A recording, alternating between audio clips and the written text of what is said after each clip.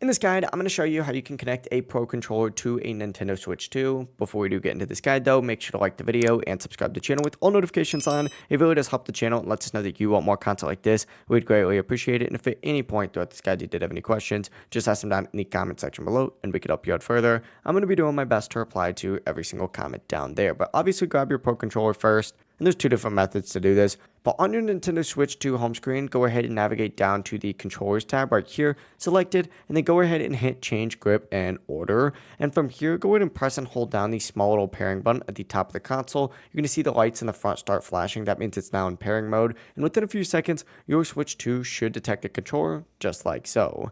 Once it appears on screen, select it. It's going to connect automatically, and now you're paired wirelessly. However, if wireless pairing isn't working for you, or you just want the quickest method, just take a USB-C cable, plug it into one end of the Pro Controller and the other into the Nintendo Switch. As soon as you connect it, the Switch 2 will automatically register the controller. It really is as simple as that. As soon as it's paired, you can unplug it and start using it wirelessly. The cable is only needed for pairing and charging if you want.